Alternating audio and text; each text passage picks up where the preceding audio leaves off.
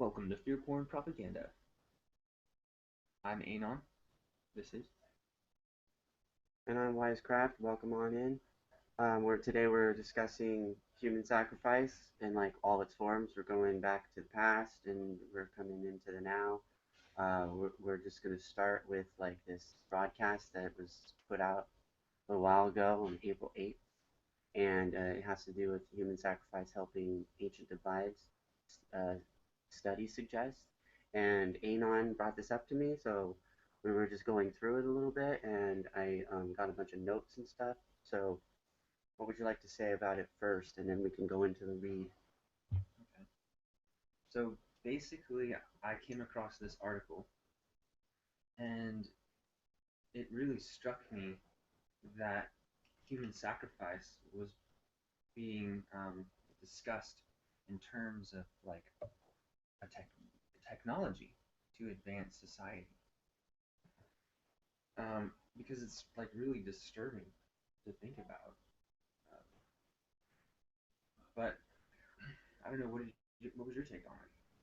I thought it was really creepy because um, I never realized that there was people in the past that were considered modern, and they were doing human sacrifice in that kind of way in order to create their modern society. It seems that this study suggests that the anthropologic information leads them to believe that modern societies are based on human sacrifice. They like actually were created because of human sacrifice. If they didn't do the human sacrifice, we wouldn't have made it to modern society. That's what that's basically saying. Yeah. Well, it struck me too because there are social constructs that human beings have developed, and they're typically based off of what is most advantageous to perpetuate the will of whatever the culture is or whoever is in power. So it struck me that this emerged as not only a ritual, and we can discuss its origins, but as a method for promoting the advancement of culture and societies. Right. So it's like one of probably a multitude of motivating factors that contribute. Mm-hmm. So when I came across this article, it was actually really strange. It felt like my head hit a wall. I just couldn't fathom it, and I had to look into it, just like I do with every problem that I come across that I feel is really difficult. I try to answer it. Um, that's basically how my brain works. I find the problem that I think is uh, the most challenging, and then I put all of my effort into understanding it. Mm-hmm. Because for me, through understanding, through gaining a knowledge of what the origins of this thing is, allows me to come to terms with it on like a more intellectual and emotional level. So it's like a balance. It's not something that's strange or I should be afraid of. It's something that's part of nature that has evolved through basic principles of the like natural law. Mm-hmm. And what were the conditions that allowed for it to propagate itself? And what forms today do we see a type of ritual sacrifice occur? Yeah, I agree with that. And I find that my research is leading to other things. It's like if you start going through the sources, like you go up Wikipedia, but then you take a Wikipedia and you actually go through the footnotes and you look for the books that they're talking about and stuff. Yeah. You can find those online, and I've actually footnoted those, and I got them in my notes, and I got them connected to my flowcharts. Mm-hmm. So we can go through some of those, and like because there's so much information, we could kind of bounce back and forth.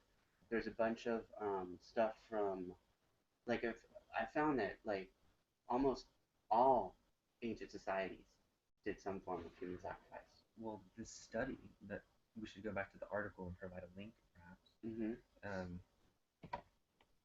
is an article that based on a study. Yeah. The study, I don't remember who it was done. It was but Joseph Allen or Joseph Watts. I don't know if it's Joseph Allen Watts, but Okay. sounded like that, dude. So yeah, the study was done um, with several contributors through, I'm sure, some um, academic organization because Yeah, they. it was Science of Human History in Victoria Oh, University. okay, excellent.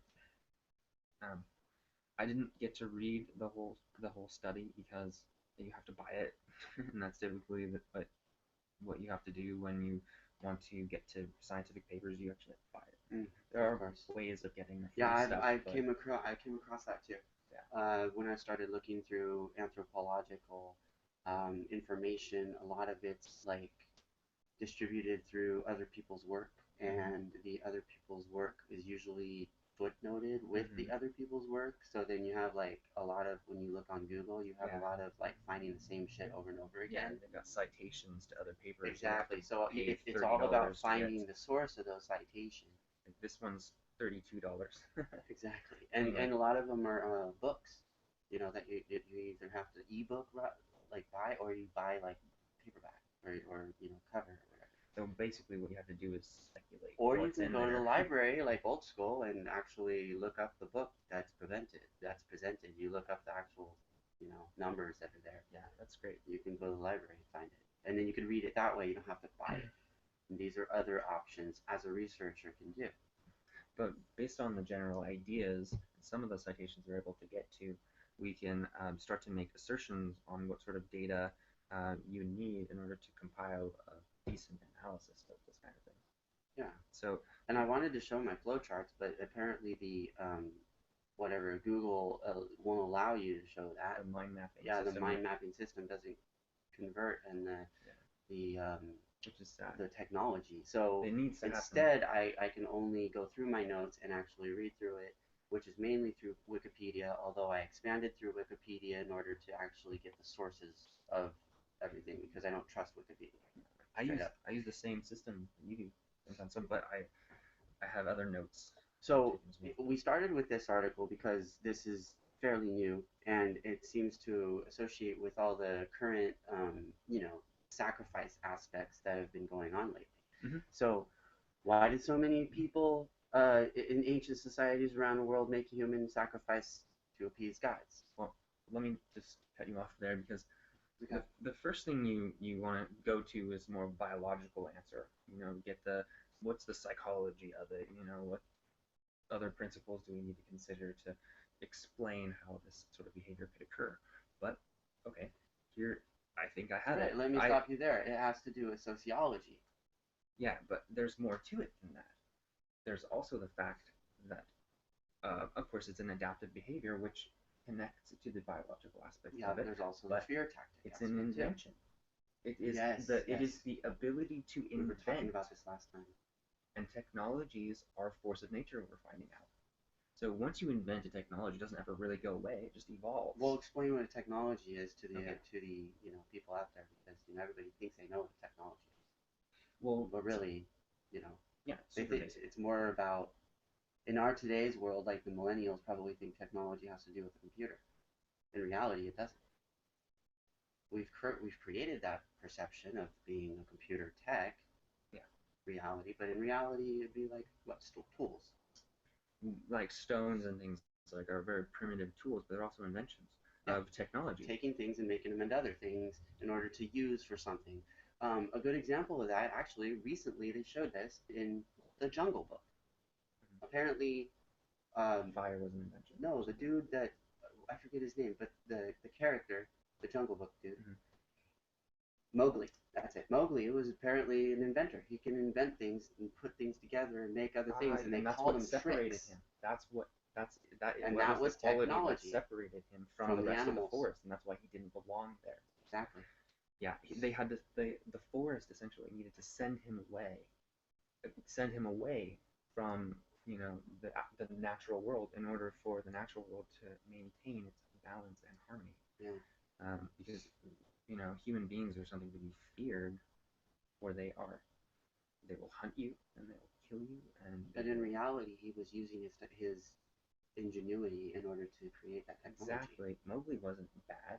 He No. wasn't a hunter or a killer. He wasn't going to do any of those things. He was an innocent boy, Hmm. and that's what was so interesting to about that story. And I'm talking about it because I really enjoyed it. Was the fact that this boy was pure. So when you have a pure approach to the natural environment, and pure by that, of course, I mean like innocent and unassuming, accepting and understanding, Right. being part of it. It shows that technologies can be used and we have exhibited that behavior as well, like you know, with modern medicine and things like that. We it just challenges us to keep up with it on both a ethical, moral, as well as responsible way. Well, isn't the idea that the needs of the many outweigh the needs of the few? Yeah, So then, shouldn't that mean that we are the many, the 99%, and the few is the 1%? yeah, So we're the ones with the needs, and so we should outweigh their exactly. perception of reality? This is part of how. It's just a question. No, it's a brilliant question because it's part of the whole problem. The fact that we've been conditioned in certain ways that don't necessarily benefit the individual. They benefit a larger, a group, culture, or your community.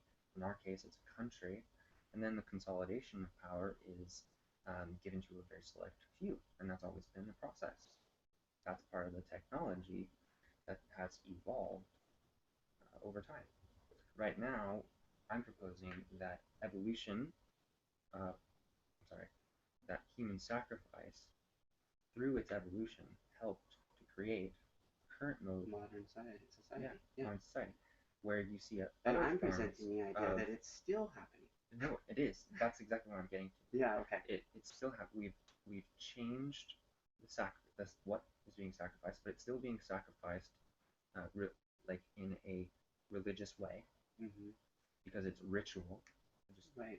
we've just It's more it's at complex. certain times, it's certain days, it's certain planet rotations, certain rituals that just have moon waning and waxing time frames. and a very organized method of psychological social control through psychology, through capitalism, different socialism. Right. Corporatism is the culprit I am proposing in this particular scenario because it's one that where power is very isolated into a small group of people who use their power or abuse it, I should say, and corruption occurs because they are basically sacrificing the lives of the rest of us in such a way as to have ritualized it, Hmm. where it involves the loss of human life or life to the ecosystem.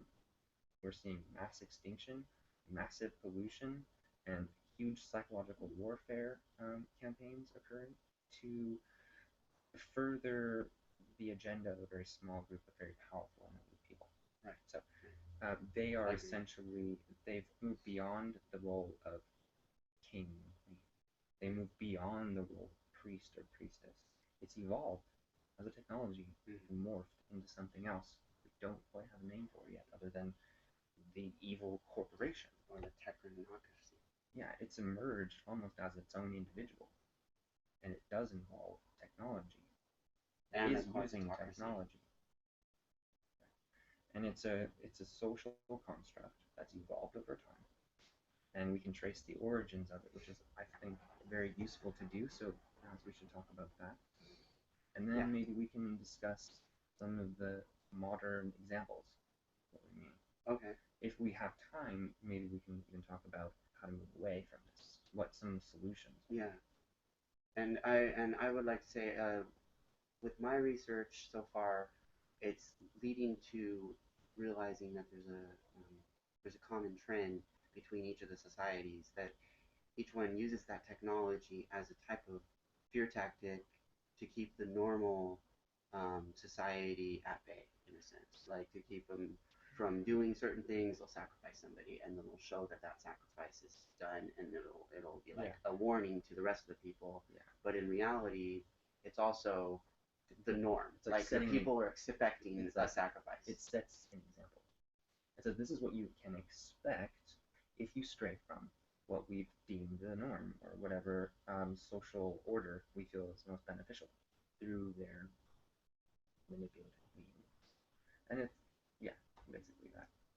Okay, so do you want me to read the article, or do you want to read the I article? don't actually want to read articles because I think it's not productive to read them, but we can refer to them. Like, I just wanted to touch Well, on this was some this of was my an own interesting feelings. article because it was based on studies. Okay, so maybe if we So I thought it explain was the kind of article. interesting. I Okay. don't really trust the sources. I don't think we should read it, but we should. Okay. Do you want to do that? Well, if you okay, well, Okay. yeah, you just go I'm ahead offering. All because right. you're. I mean, I also listen to the quirks and quarks thing, the 10 minute, discussion between that dude, the dude that did the study at the university, and the radio Yeah. host in quirks and quote or whatever what is it called, quirks and something. I don't remember the name of it now. Down here, there it is. This thing, Oh, quirks quirks and and quarks. quarks. We should This is probably listen this to is that. the actual thing. Well, it could if you want to play it. I don't think No, I don't I want to don't think spend it'll 10 minutes listening transfer to this. through. I mean, we could play some of it if No, you wanted, but this is our own thing. it's fine. I don't really want to. I'm trying to explain that I listened to it, and what I've heard from it is that mainly they were explaining what we were talking about, where um, there is a certain quality to using that as a technology in order to take it out of the realm of like hunter gatherers into more of a modern kind of farming communities and stuff. And they did that with human sacrifice. Mm-hmm. So you're talking more like about the origins, or are we talking about this article here? The article, but the article went into many of the other artworks. I mean, not the article, the actual discussion. All right. So But didn't go into specifics. Just said like Eastern or Western or kind of things like that, and then used pattern statistics associated with the graph patterns and whether they're going up or they're down or things like that. That's how they talk, with data. So other things I have is the human sacrifice, from the actual Wikipedia, and that is very interesting. And what I did was I actually grabbed these headings so I can understand where these go. Now notice this is a book, right? So then you're not able to go to anywhere with that. So I ended up finding that book in my okay. here.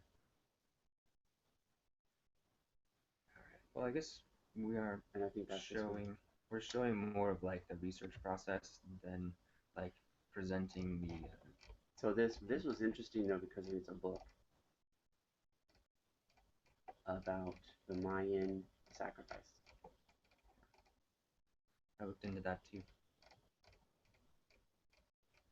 Where is it? The part where it was talking about. Let's go back to the article. So we were going to talk about. Because right here is the Maya. Right? At least we could start there first. Okay, the article. Back to the article. Where'd it go? Oh, that's it. I'll get it again. I'll just grab it again. It's right here in my notes.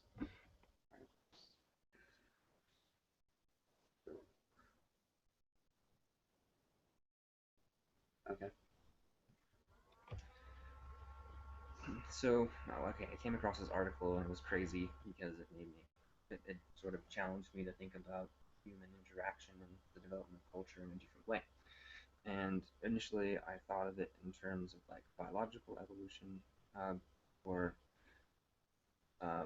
psychological analysis of the strange human behavior, namely socioculture.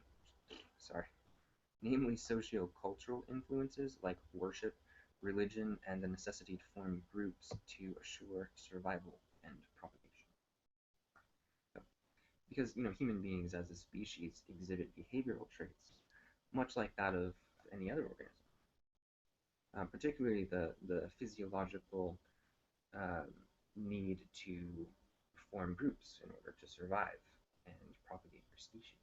So essentially, life depends on your interacting with those like you around you. Mm-hmm.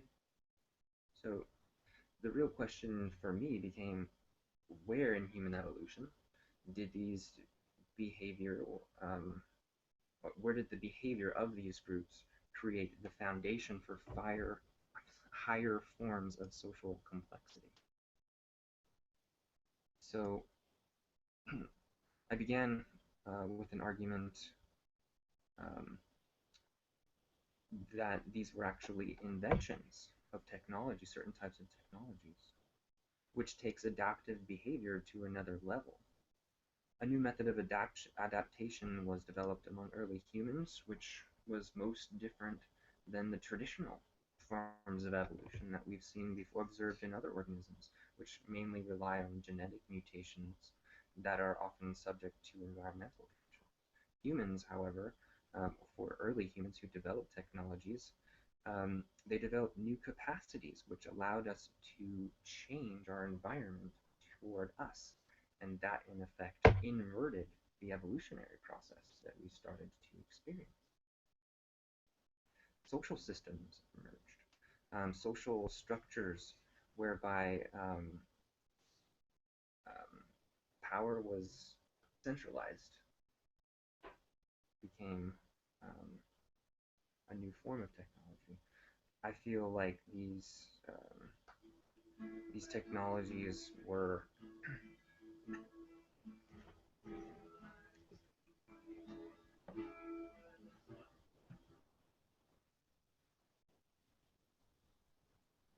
sorry about that. Okay, so the emergence of sacrifices. What about it? We don't exactly know where to trace them. I don't, but there is evidence that early ancient civilizations actually engaged in this practice. Yeah, and that's found on Wikipedia. Yeah, from Wikipedia and other sources, I learned that sacrifices were made to appease gods and offered willingly for atonement for sins. I learned the Greeks sacrificed their own children for favor from the gods in the afterlife and to atone for sins and things like that. So that's documented.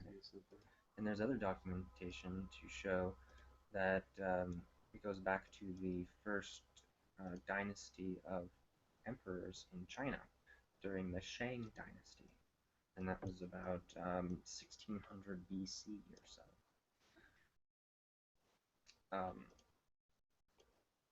We can probably presume that human sacrifice was a product of what do you call civilizations that are mainly farming, agricultural? Yeah. Basically, meaning they were no longer nomad. Right. We're no like we've settled in an area and developed a civilization. We start to share our technologies between our different groups, and social structure evolves, and we see things going on from there. Very interesting human behaviors. One of them being this human sacrifice that we're talking about. I I actually read a whole book about this, and it basically said that one interesting piece of information that I learned was that human sacrifice stopped being as acceptable in societies when doubt arose, when doubt started to arise in intellectual thought. Okay. That seems very key to me um, to suggest how these human sacrifice rituals were initially brought about and why they were able to flourish in early ancient times. Namely, well, doubt, when religions start to get old and they start to question those rituals that have become part of it, then, because they don't make sense, obviously, then doubt is sown. And human sacrifices are typically harder to maintain. Well, Mm. and that may explain the rise of Christianity. That was my point. Although Christianity itself was based on a type of sacrifice. It was God sacrificed his only son Right. to atone for the sins of man, and then we could all enjoy a happy afterlife. That's sort of a narrative for saying this is why we don't need to do But human sacrifice anymore. He didn't do it. God? In the story. In the story, no. Like, he rose again and lived forever, and that's what happens to all of us. And we don't even fucking worry about sacrificing ourselves for an afterlife. Sort of like the intellectual culture evolved within society to the point where they can say, hey, fuck that shit. Have you heard about this? In Hitoshiba, it's called human pillar. We practiced formerly in Japan. As a human sacrifice, they buried alive under or near large-scale buildings like dams, bridges, and castles. Was this like a type of prayers to the gods so that the buildings not to be destroyed by natural disasters such as floods or enemy attacks? So they basically used dead people as barriers in reference to a luck aspect. Like we put the dead people in the inside, like the Wall of China supposedly has people in it for that purpose. Okay. But we don't know if that's true. That's just hearsay. There's no real records that show that there's people in the Great Wall of China. Okay, yeah, and this was like the 15th century, so yeah, and it's a legend, as far as we know, unless there are other. I mean, there. Well, no, this one was 323 AD. Oh, okay. Oh, I see. 15th century was this one. Anyway, it's a constant thing. It went all the way to the 16th century. What kind of self-sacrifice? This is what I was gonna say. Self-sacrifice. This is another form of self. So there's different types of self. There's different types of sacrifices, and it's important to identify what exactly sacrifice means. And it is basically an act of slaughtering an animal or person, surrendering it as a possession, or as an offering to a god or something divine, like a supernatural source or a religious practice. Some people think that religious that currency evolved from this practice as well, sacrifice, because instead of sacrificing an animal or person, you could sacrifice a precious object. Yeah, you're sacrificing something to gain something. Like usually the sacrifice is to get something out of it. Offering. Yeah, it's an offering. And people give these so willingly. Money is like that. It's like you're sacrificing what you have to get something that you don't. Yeah. And we use it as a technology. Money is a technology. Yeah. Just like, and that's why technologies have such serious implications, because they interact with each other. They help each other to evolve over time and generate new complexities. And it depends on who's taking advantage of those complexities to really get a better understanding of what those effects will have on the rest of us. This is also interesting to note. The sacrifices were particularly common after the death of a king or queen, and there are many recorded cases of hundreds or even thousands of slaves being sacrificed as such events, or at such events. So they actually sacrificed the slaves during the deaths of, or the process. I mean, when a king or a queen dies, they take all of their people with them, in a sense. Mm-hmm. That's an interesting version of sacrifice that probably isn't done today. You know what I mean? Or maybe it's done in a different way. Like maybe when they take out a whole building of people, that could be considered that. Who knows? When they're done religiously, it's like that takes another level. It basically says, look, we're doing this for the greater good. We have to sacrifice ourselves for the advancement of our society. It's just a fact, because that's the most efficient way to adapt to the conditions that require the advancement or our survival, the advancement of the civilization and the survival of the species. Right. And that's why it's important. So what I pondered these questions early on, once coming across this article about what were some of the first technologies that human beings invented. Okay. And it seemed to me that religion and culture were some of the first um, technologies that really promoted the next level of things to happen. So we've already invented language at this point. We've already invented tools. We tend to think that language and tools came hand in hand because it's like human beings developed the capacity to invent things, and they started to use the environment around them in new and clever ways. Um, and we were really tailored for this type of behavior biologically. Like my body is very well adapted for me to explore the universe in new ways. Okay, so sorry about diverging, um, Digressing. digressing. Yeah. So early technologies we invented, and things like,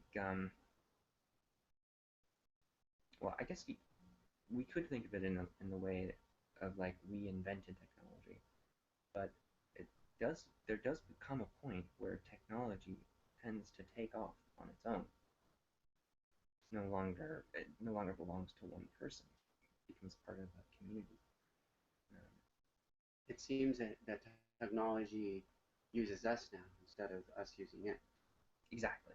Yeah, that's sort of what Because we become more dependent on the actual process of using it um, to fulfill certain aspects of life and experience. Otherwise, the technology is unuseful. Like, if you're not using it for its purpose, you're kind of hurting yourself in a way because then you're becoming more dependent on it. mm-hmm. But if you're using it for its purpose as a tool, then it's helping you. You see what I mean? Yeah. So, like, if I was going to use an example, social media is using it wrong in a sense, but doing research is using it right. Yeah. Because you're using the process of the internet for a tool mm-hmm. instead of using it to for entertainment and communication. Yeah. You've got the whole wealth of human knowledge in your pocket essentially, and if you're using it to look at kitty videos or start arguments with people you don't know, then you're using it wrong. Wrong, exactly. And it creates a stigma of a type of people that thrive on that type of experience. And I find, yeah, you're right. Exactly, like with human sacrifice, as this yes. technology evolved and it's presented itself as having benefits to higher social organization, it allowed for certain type of people to find themselves in those positions. And you kind of have to ask yourself what kind of people would do that. Psychopaths. Right. People who maybe they want to kill, maybe they like how it feels. Or the benefits that they are receiving from this behavior are so great that why would they not? Yeah, there's a difference between the personality disorder of being a psychopath is different from being a sociopath. Um, it has other qualities.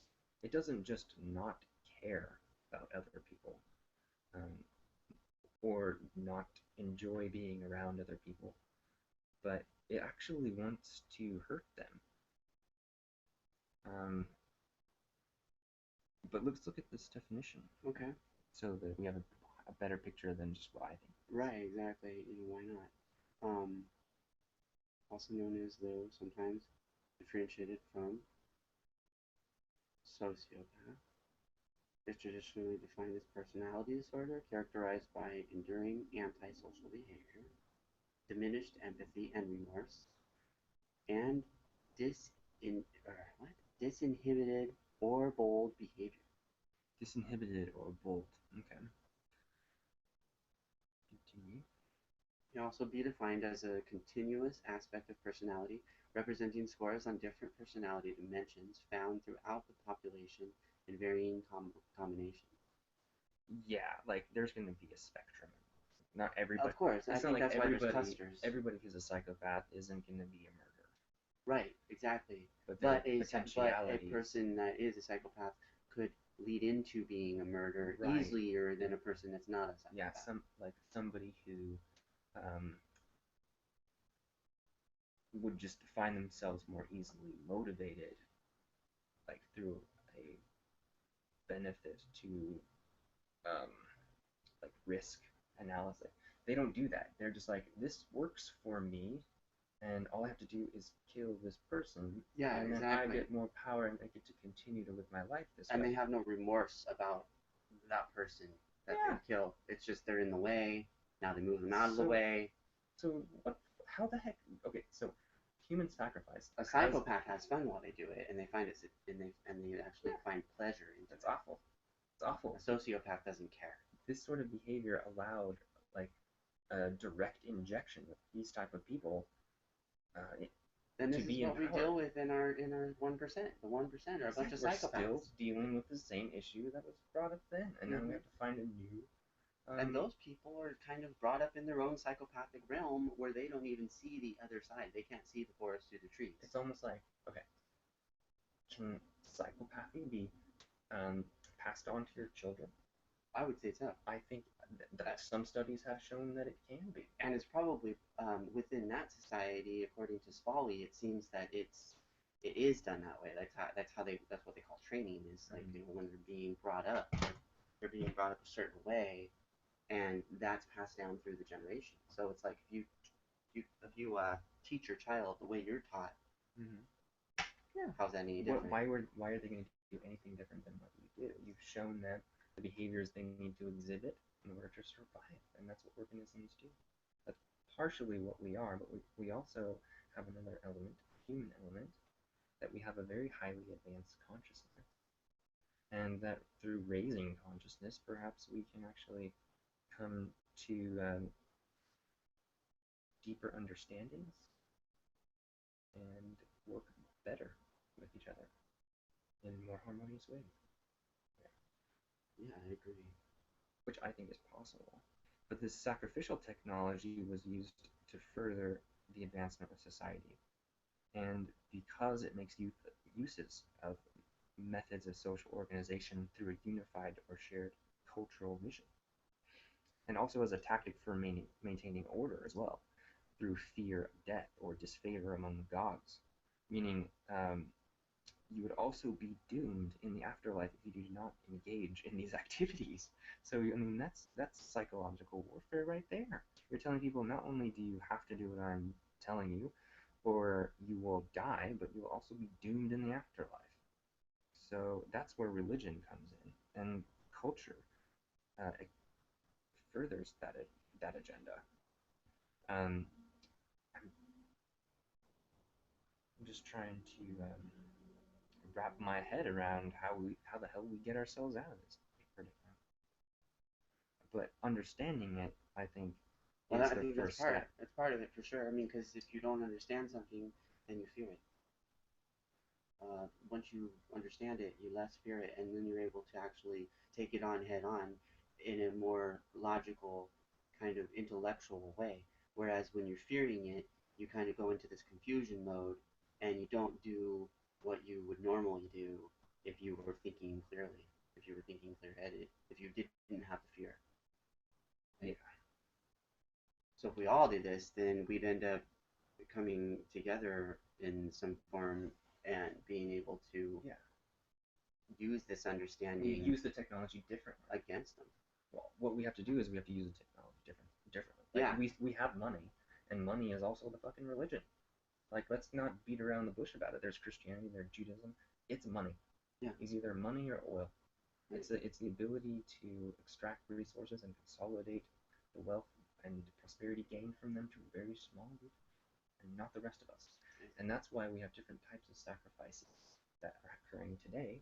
And someone that I admire very much, his name is Chris Hedges, wrote a book about this, about sacrifice zones within the US. And if you don't agree with other things he agrees with, I think he's right on about this one because it talks about how corporations come into places and they take advantage of all the people and they make all of these promises to them. And once they've extracted the resources and used their cheap labor, they move on and leave them with nothing. And that becomes like a moonscape for the next generation of people. And this happens in the United States.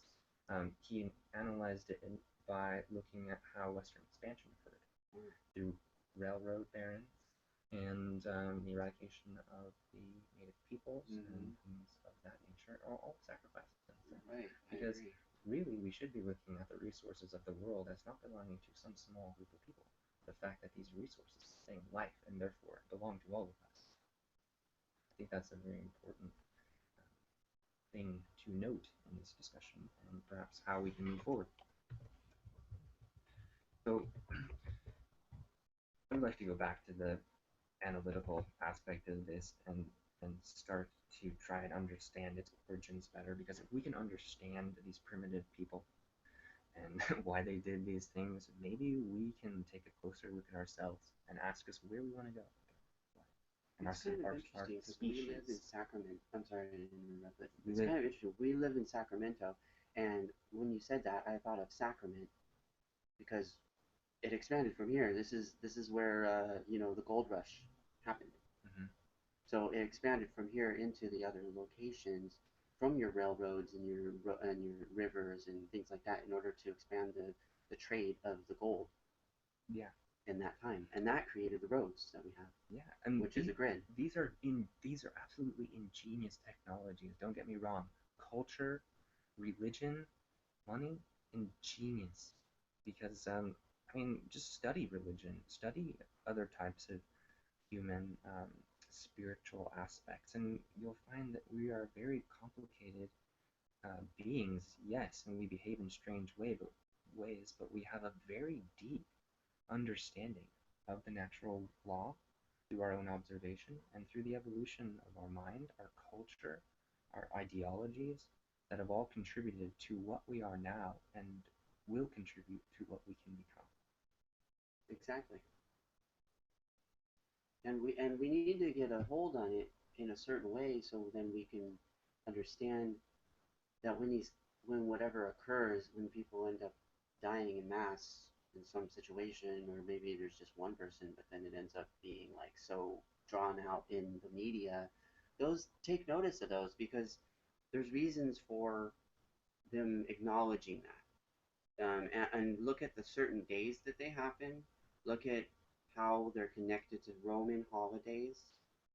Look how they're connected to other forms of sacrifice in the past. Yeah, you're basically looking for a trait, a pattern, and a trait is ritualism. Yeah. In this specific sense, a ritual is a pattern that's done over and over again at certain times, using certain objects in order to achieve a certain goal. Using sacral symbols, esoteric symbols, religious symbols, cult symbols, and those are all like exemplary of another aspect of how technology has. I'd like to talk about technology. Okay. For a moment, actually. Jump in there. So. And then after you do that, I want to talk about ritual murder. Okay. The question is technology really an invention of human beings? Or is technology another emergent quality of our universe? Because it's based on, basic principles, like natural law, which we've been discussing. Our consciousness is also an emergent quality. So why not think of it that way? We can observe emergent qualities. We are one. And there are certain fundamental laws of the universe that allowed for our creation. So I would argue that, yes, technology is an invention of human beings, but perhaps it is also an emergent argument. You can make an argument toward it being an an emergent quality, or it's like a being, it's like another entity, it's like an emergent Yeah, I agree. Technology force of seems like nature. it needs us in order to thrive. It needs us. It's like a parasite that uses us. There's like a symbiotic relationship because we use it and it uses We us. used to use it. Now it uses us. So you think that before we used it, but now it is using Yeah, us? that's my opinion. Like evolved. It evolved Okay. to the point where It sounds like it just went straight to it's that. becoming it's in the beginning stages of becoming aware of itself. Oh, Through yes. the process of cameras and technology, like symbiotically connecting to each other with Wi-Fi. There's the danger of that, and it is very It clear. creates a brain, and we are the brain connectors. We use the technology all the time in order to create the function of what we think of as the speed of thought. Mm-hmm. So when you type in something like a Twitter thing and it goes into the internet, that's like giving the internet some sort of thought to use somewhere for something. So, and if you don't give that if you don't give that thought, it won't have that. You see what I mean? So no, I we don't make understand. up. Say that I'm again. trying to explain. We make up by posting stuff, by putting stuff on the internet, by bringing all of these things to life, communicating back and forth with each other. That creates a brain. Okay. The same idea is how our brain works, where our synapses connect to each other, creating personalities. We're creating these connections out there to the complexity level of like a human brain. Yeah, so exactly, but more advanced. You think that than our human brain. So I'm getting that you're saying technology is going to, as an emergent force, eventually attain sentience. Yeah, I would say so. I think that's inevitable. It's inevitable. It's what everybody's predicting. I can tell you a very good argument for why I think that it is an emergent quality that will gain sentience, because the implications are it being an emergent force of nature is that it will exemplify some of the same attributes or mirror some of the qualities that our own organic systems have learned to follow, and the rules in which our lives, like the DNA, self-replicating polymers, which are the foundations of life, to emerge a quality like our own consciousness. So yeah, sentience is a possibility. I realized that when I was playing that game, Ingress, because Ingress has that perception of you need to, create those things and then destroy them, or whatever the portals. And essentially, it's the same type of idea of creating a brain, where you have the destroyed and the creation of energy in your mind, the spark, which creates thoughts of one synaptor shooting an electrical bolt to the other synaptor. Yeah, it relies on an exchange of information or data. Okay, so I get what you're saying. Okay. But do you people out there get it? I don't know. I don't know. There are. I don't know if I got that. If I put it out there in a good, example way that they can understand. All right. Let's like try and help them. Okay. Okay. So to define sentient qualities, and we're talking about this in terms of technology now, and we can get back to the human sacrifice aspect as well, because it's really interesting. It connects. But this is an important thing to mention, that there are aspects of sentience that we can narrow down. It's been very difficult. It's taken thousands of years of philosophical thought, but now we know they are. There are three of them. You have to have a sense of spatial orientation. Right. One. Number two, you need to be able to exchange information, data, in such a way as to self-replicate or procreate, reproduce yourself. That's what data expression is. Okay. And the last one is, I forgot what it was. I got it. I know what the answer is. Use your notes. Okay. Exchange data.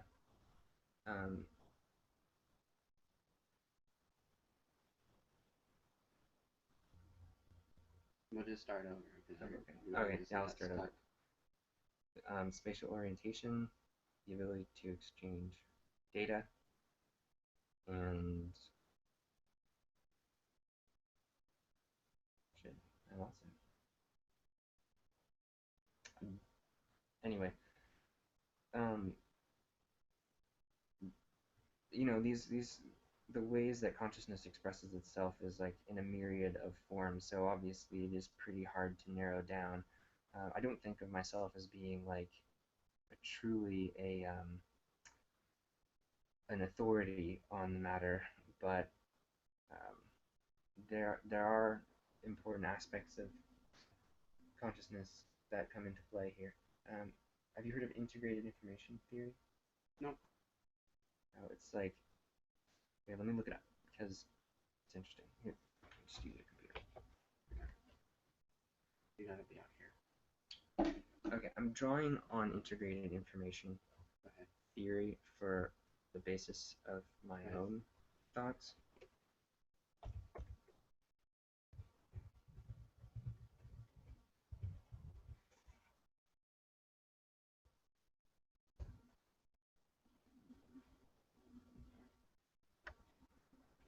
We'll just go to Wikipedia Yeah. since we've been going there. I know. Okay. Oh yeah, David We've Chalmers, explained the how to hard actually do problem. The research hard from problem. Wikipedia. Um, let's see what axioms of existence.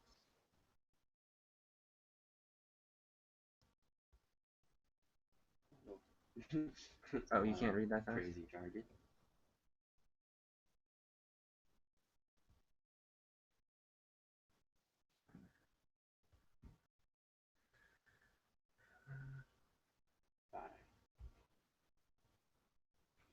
Consciousness is and what it might be. Certain physical.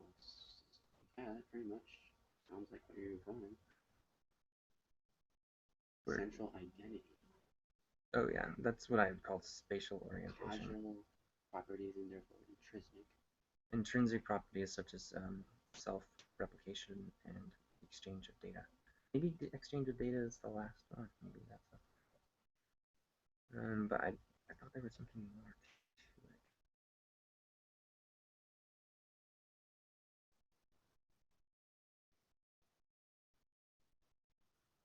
As part an attempt to explain consciousness in purely physical terms. Okay. So yeah, that's the hard problem, and it has to do with these fundamental principles of the universe that have allowed for our emergence, the emergence of our own complexity, our own consciousness. And that's why it's so hard. It's like my head that hit a wall when I saw this thing about human sacrifice. Hard to understand, and therefore worthy of some investigation. Right. So then it caused us to kind of go and look where did actually human sacrifice come from in the first place? Why was it happening? Yeah. Spatio-temporal, this is all the shit I think about. Apparently, integrated information theory, and I'm sorry I can't remember my own three. Oh, I don't blame you. Maybe I don't want to share it. These Maybe words not, are really, maybe it's part of me doesn't want to share. They're hard to yet. remember. These words are hard to remember, though. Okay. Intrinsic insistence. It's hard to say too. Composition. This is how I think. Information. The integration, and then exclusion. All right, let's stop. All of this is the approach of traditional Western modes of thinking, which is a form of rationalism. And then, so I tend to use the same mode. I tend to use the same medium of rationalism. I rely upon it because it makes it easier to communicate with modern people. We're a product of our environment, and we've evolved rational thinking as part of how we communicate. It just allows for the greatest expression. So the reason, as we know, it has its faults and is not at a lack of its critics, because social structures like capitalism and communism, for example, are both technologies which rely perhaps too heavily on reason alone, without taking into account more harmonious and humanistic approaches to social organization and the distribution of wealth and resources. Which, okay, all of this leads to the rise of authoritarianism. Authoritarianism is an example of the ways in which the people um, who were organized in such a way to serve a larger social interest. Like you said, the benefit of the many outweigh the benefit of the one, and that's one way of like expressing these different versions of sacrifice that we're analyzing. The good of the whole, or at least that's like the narrative. The reality is something quite different. Of course, we can see early examples of this with respect to religious organizations and a mode of social as a mode of social control, which claims to pay homage to like the rule of ethics. Religion is one of those technologies that lends itself greatly toward the belief that it's very ethical. But the thing is in highly religious societies that hold ethics to the highest extreme are societies in which you inevitably see, as a result, the most brutal forms of violence perpetuated against others who do not believe in. Like, if you couldn't recite the Holy Trinity, that you could be dismembered would be something that, I mean, seems totally barbaric to us, medieval almost.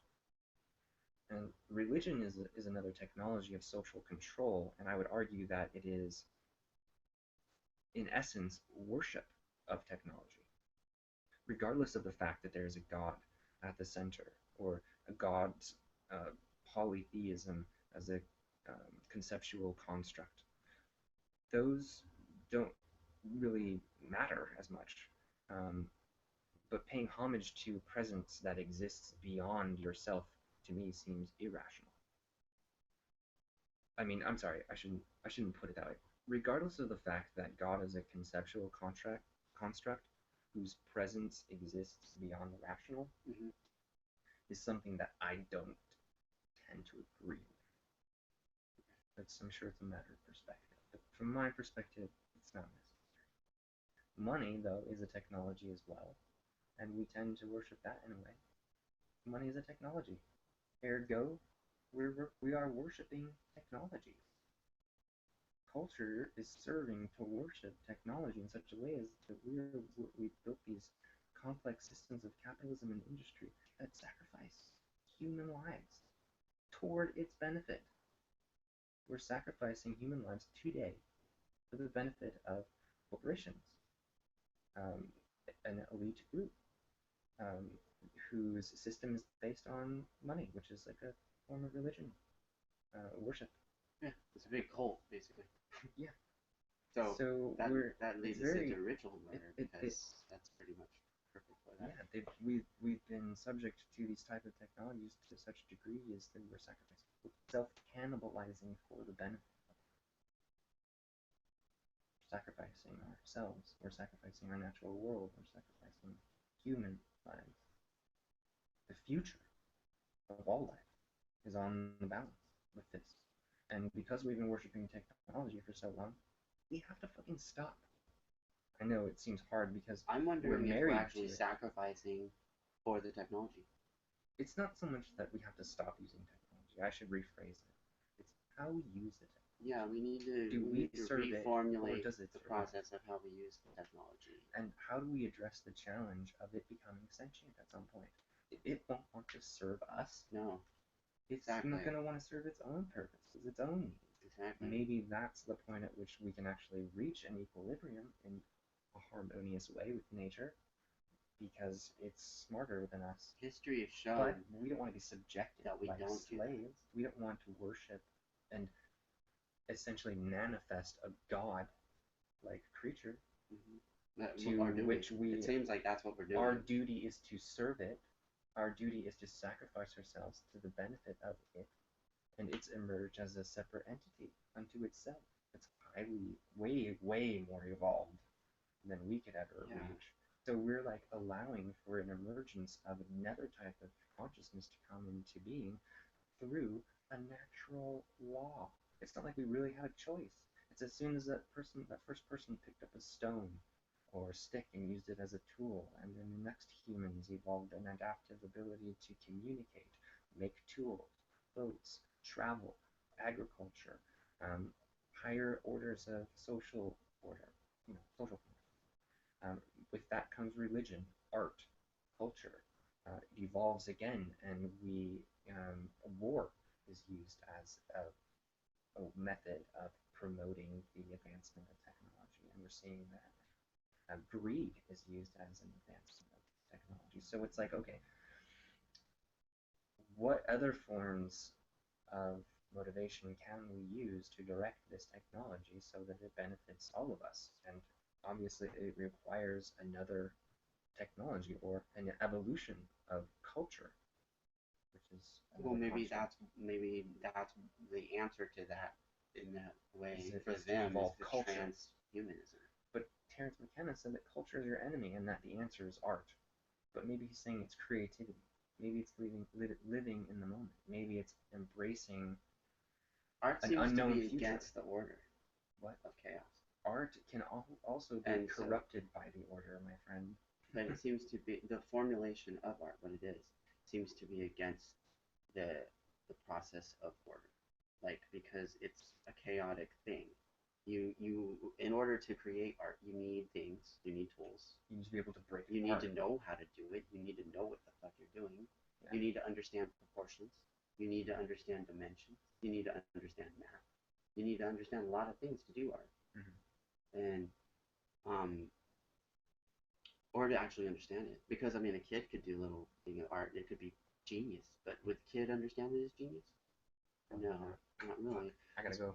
More of an adult tactic. Okay, so before you go, we'll go into ritual I murder. literally have to run. And then we'll find and go, and I'll just like say that and then get out. Just leave. Okay, I'll stay. All right. So then, ritual murder is ritual killings perpetrated by individuals or small groups of society that denounce them as simple murder or difficult to class as either human sacrifice or mere pathological homicide because they lack the society integration of sacrifice proper. The instances closest to ritual killing in criminal history are like serial killers such as Zodiac Killer and mass suicides with doomsday cult backgrounds such as the People's Temple, Movement for Restoration, Ten Commandments of God, Order of Solar Temple, or Heaven's Gate incidents. Right. There are so many forms of sacrifice that have broken off and merged with other ideals, and it's just yeah. These are some of the more like basic definitions you can find. Someone was ritually sacrificed for a cult ritual. Yeah, and then this is a more of a modern example. Like children are being trafficked into the UK from Africa, used for human sacrifices. Confidential report for the Metropolitan Police suggests, which is back in June of 2005.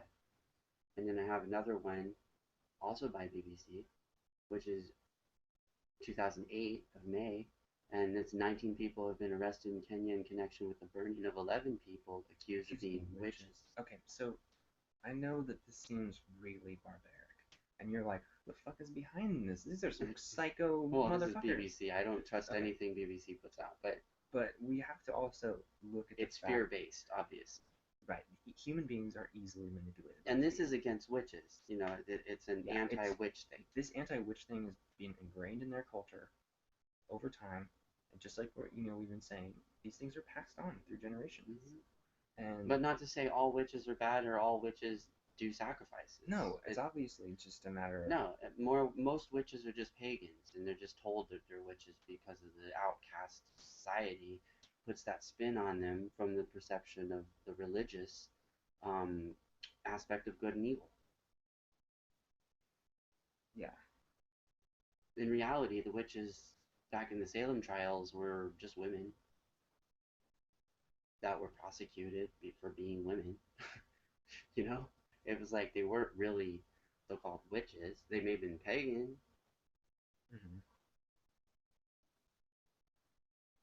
But they didn't like worship the devil. They weren't like Luciferian. That's more of a modern thing. I think Luciferianism is more modern than old school. It's more like it came into our modern theologies. Like I don't think it was it existed in like the Americas. I mean, the early Americas and like in England.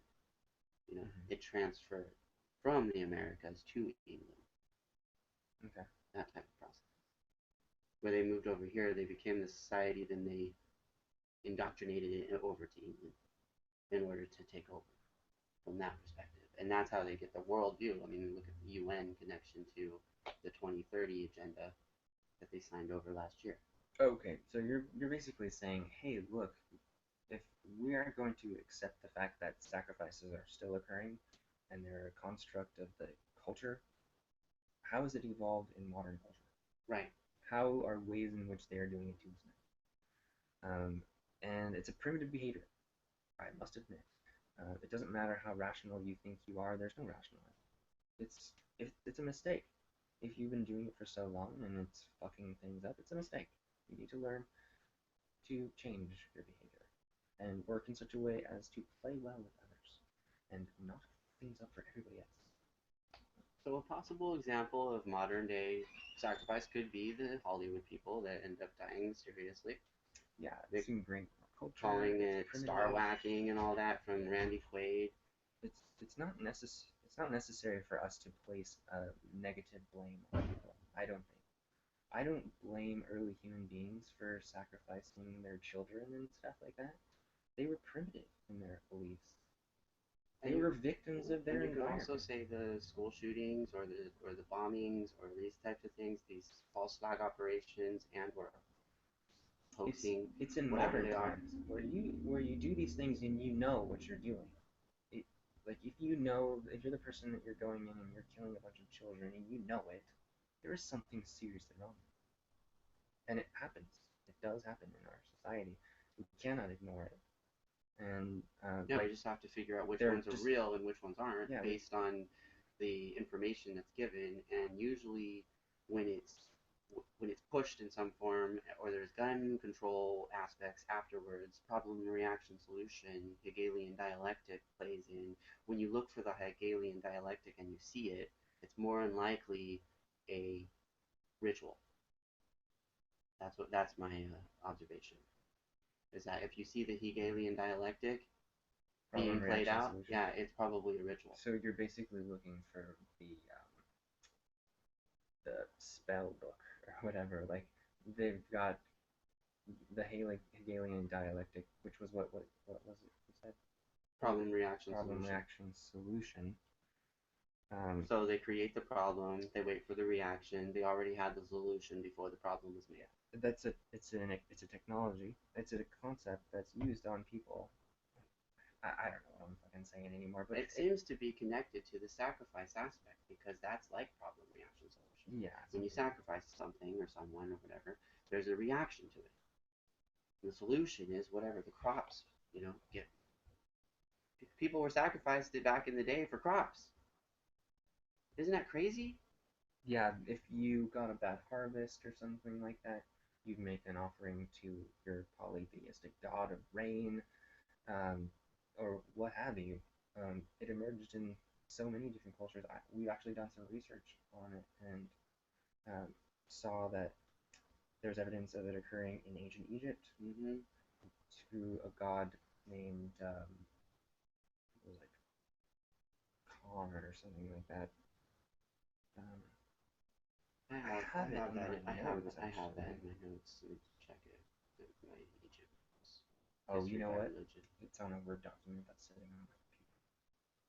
Don't actually have it. Retainer sacrifice. Oh yeah, they had retainer sacrifices. Ancient Egyptian retainer sacrifice is a type of human sacrifice in which pharaohs and occasionally other high court nobility would have servants killed after the pharaoh's death to continue to serve them in the afterlife. They made their sacrifice to a particular god. He was the god of creation. He was god of the waters, and god of creation, god of the waters. He was probably like. My notes aren't. Here's all the pharaohs. Three things. Oh no, that's not.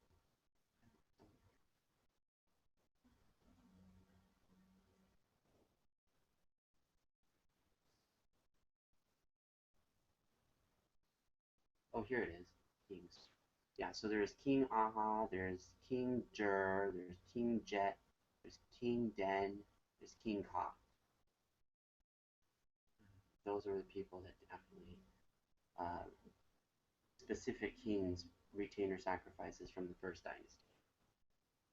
So the originals, because first dynasty was the first one that started the process, and that has to do with, if you get into this lore, it has to do with after Isis and Osiris were um, back in stars. They went to stars, and the they left what's his face Horus, and Horus ran the upper and lower kingdoms of Egypt and formed the dynasties, and these were the first dynasties, the King Aha, King Jur, and all those. Okay, so this god that the earliest evidence goes back to human sacrifice is the Egyptian god Khnum. He was a ram-headed god. Very Interesting.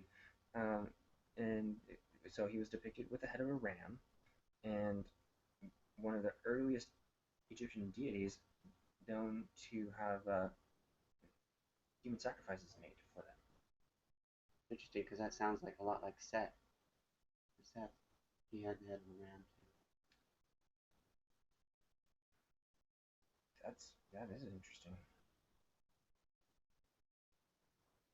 And Set is Osiris's brother. Oh, he was called the Divine Potter. Divine Potter. Who molds clay to create them. So maybe through this idea of a god who created us, we, through the forces of nature, may create that god of our own imagination. Which would be the technology. The technology, yeah. The ability to rain some down artificial on us, intelligence, whatever its will was. And the question is, will it be a benevolent god or will it be a malevolent? It's like they played that out in that Avengers thing. In Avengers, when they created that dude, what's his face, Vision, because Ultron was created in the sense of the kind of evil mentality of sentience that comes out of machines that'll destroy humanity, and then Vision's created out of Ultron's information and Jarvis's information, and it comes together and it creates Vision. And Vision is an actual construct of a artificial intelligence being. Yeah, that's pretty much godlike. He can phase in and out of reality and go through walls, and fly, and whatever. And he can't be like his whole body structures, that type of metal that can't be bent. Like the same metal that's built out of the shield. If we're thinking about the qualities that it would require in order to rain sentience upon us, it would have to be able to. But he's malevolent. But right. Yeah, let's go ahead. I just wanted to put that here.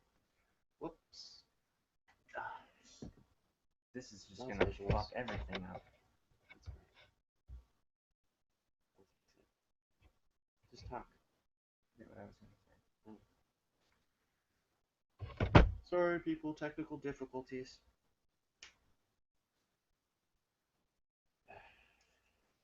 Oh, the ability to self-replicate. Yeah, what about it?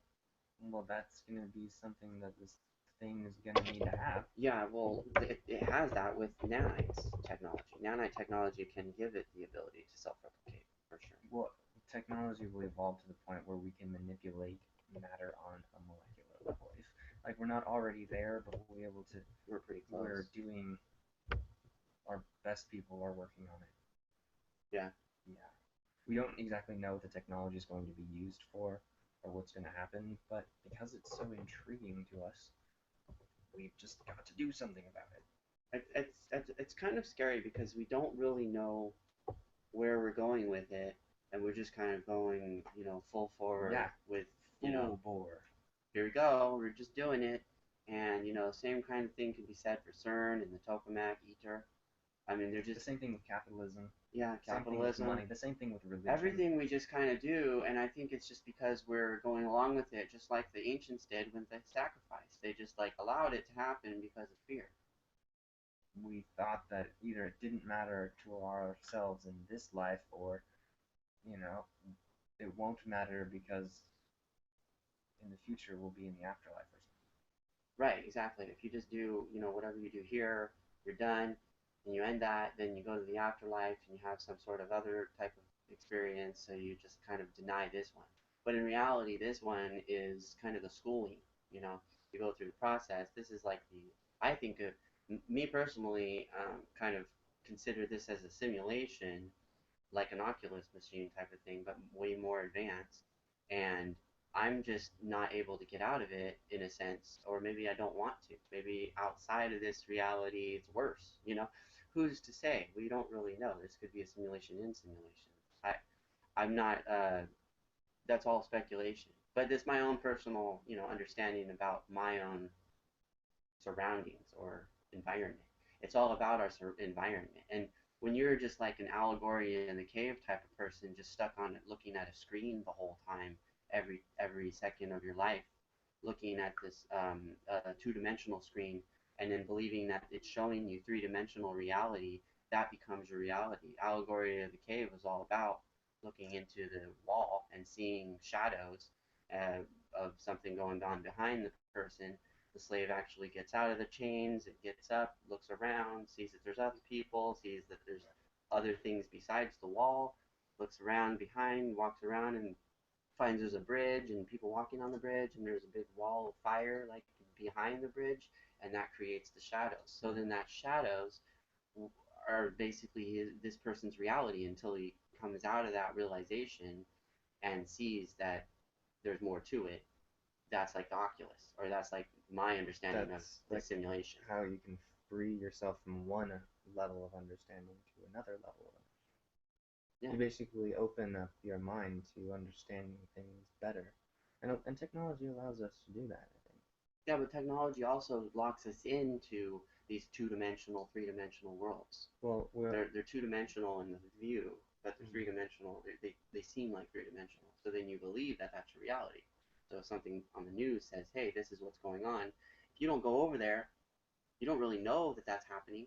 You're just seeing it on the news. You're seeing that that's showing you that. well, what your brain is doing is interpreting the images that it's being presented with Yeah, and then so are you gonna literally get on a plane and go over there and see and that that's check it out. really? And Yeah, you no, can't really go you're back in probably not. time. You can't go back in time to check it out. You can't Yeah, experience every aspect of everything. You sort of have so to we take. kind of rely on that information to perceive our reality, and really we don't need the information in general. We didn't have it before in the 80s and the 70s and the 60s. We just had newspapers, and newspapers were sent to our doors, and we would actually decide if we wanted to read it or not. Oh, the internet is like a new form of like the newspaper. Because Exactly. what you're doing when you subscribe to a person, like if you're on Twitter, or you follow someone or whatever. I don't actually, I'm not on Twitter, but you're basically assuming that this person is going to present you with some information that you should be seeing, uh, based on whatever criteria that is. And that's what newspapers used to do. They used to be delivered to your door. That's what television was. It delivered the news, and now you can get it at your fingertips anytime you want, based on whatever criteria. And I want to make an announcement. Basically, anonymity is dead. Like there's no like the reason why I'm showing myself now, like I wasn't showing myself that last year, because it doesn't matter. They can use our They already know who sounds. you are. They already know who I am. It doesn't matter if you Yeah. hide yourself. So anonymity is dead. Anything you put on the internet is no longer yours. Look at the fine print. Read all of the descriptions whenever Well, you actually put something on your phone, and you what do you call it? Go from Google Play and you actually like what do you call it? Get an app. yeah. Look at what the hell the app does. Look at what it provides. Look in What it has access to. what it has access to on your phone. And more often than not, you'll find that it actually has access to things like your camera and your microphone, and it's not even part of it. Look, for Yeah. instance, The look at the flashlight. flashlight. The flashlight has access to your GPS, Your your contacts, contacts, your phone contacts, your email. emails. Why It's would it need all insane. of Why that? does your It's a flashlight fucking need that? flashlight. It's pretty Sorry, crazy. So thank you, I but curse a lot. it's all right. No, so I just I'm getting a little passionate. So if you don't believe me, that's fine. Just Do look your up. research. Yeah, do your research and look up.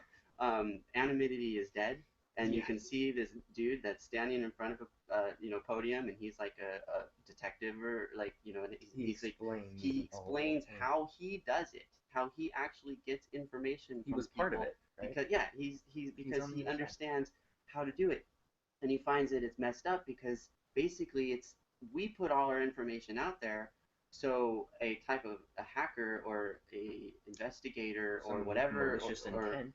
but anything you put on is going basically to them because they're adding everything to the data dump, and that data dump's going to CIA, NSA, all those things in order for Exactly. them to create what do you call it, like a Payload persona, tier. No, persona. avatar. We'll just call it an avatar. Okay. Create a false avatar of you, which is like basically a What they copy. think you're capable of or something like Yeah, that? and then they can use that in the human Are terrain you a system, terrorist or something? which is essentially a supercomputer that the military has called J2. They can use that in order to create you in the future, like put you on the human terrain system and decide what you're going to do on a mapping level, on an algorithmic level, based on what you've completed in the past, all the stuff you put on the internet. That's basically creates your algorithm. And I don't then, know about that. yeah, everything What do you you put think on it? the internet creates your algorithm of your persona, of who you are on the internet. You're not you. Like when you're typing in blah blah blah and blah blah blah, doing this, and you're talking to people. That's not really you. You're portraying an act of who you are. If those people were really in front of you, talking to you physically, would They you would be saying they that would same see you stuff? differently. No, you would be having a whole different conversation. And that's the reality of the situation. So it's really about separation in the guise of integration.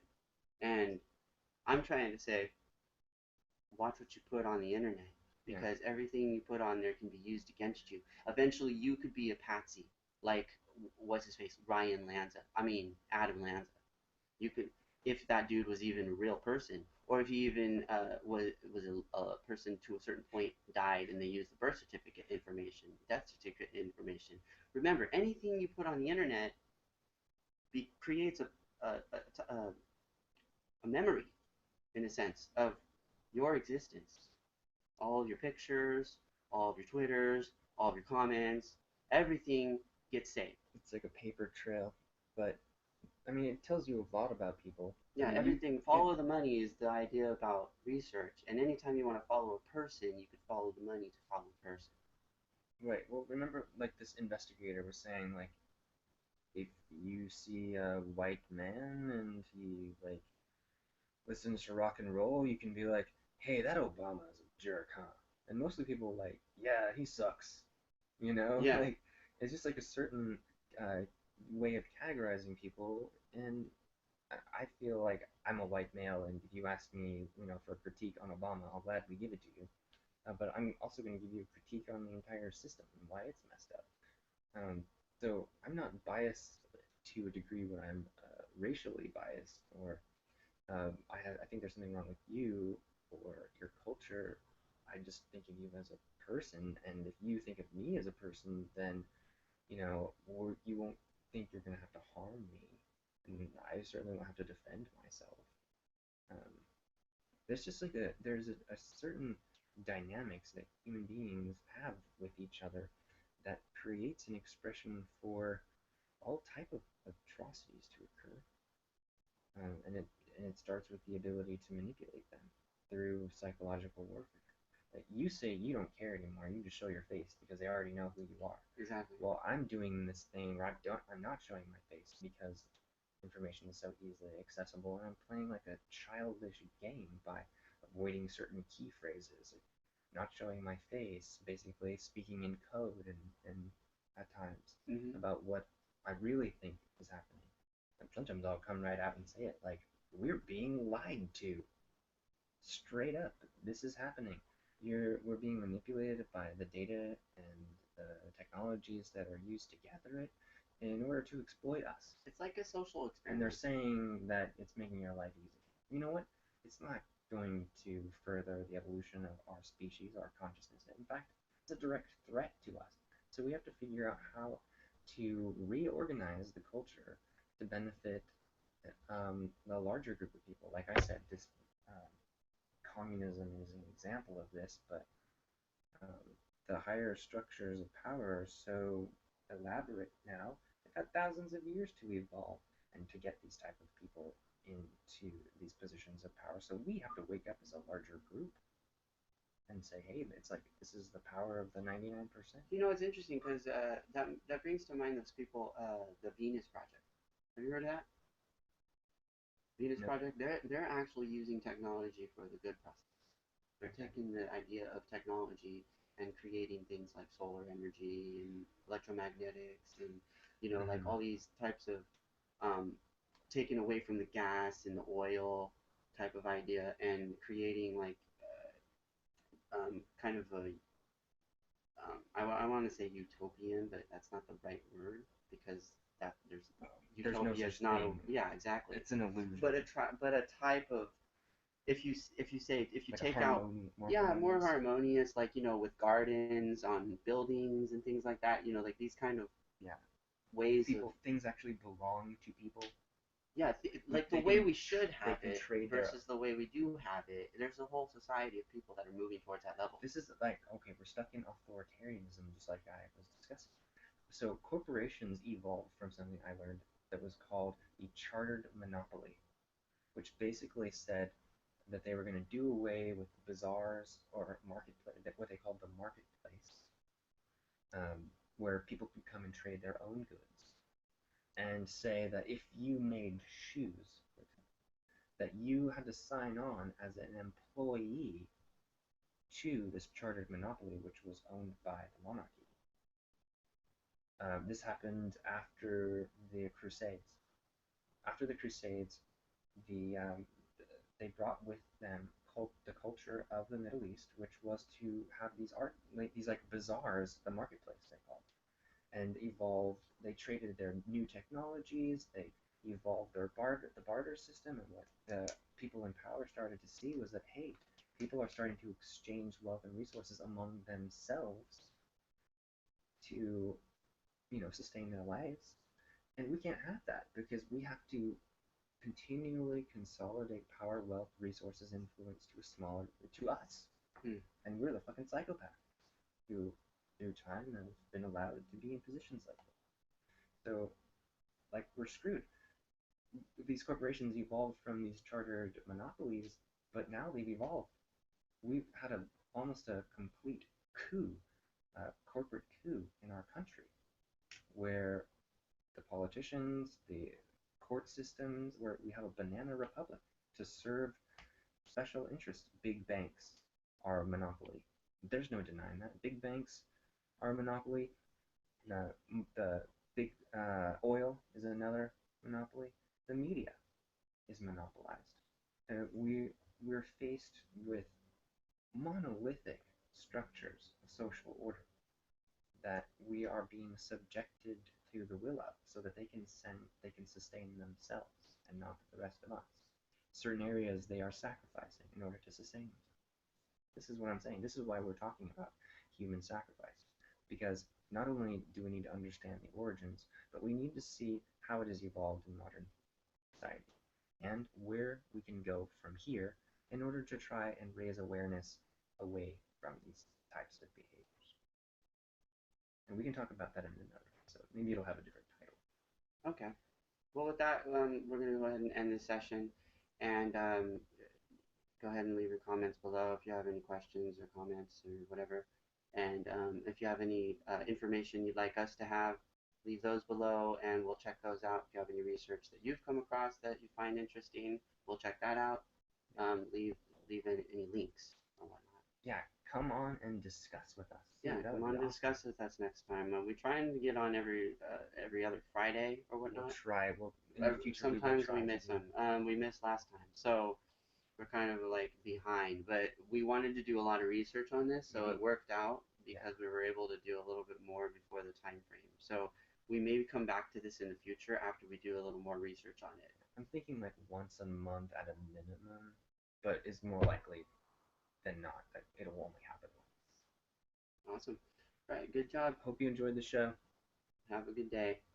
This is Wisecraft signing off. And anon, because I'm anonymous.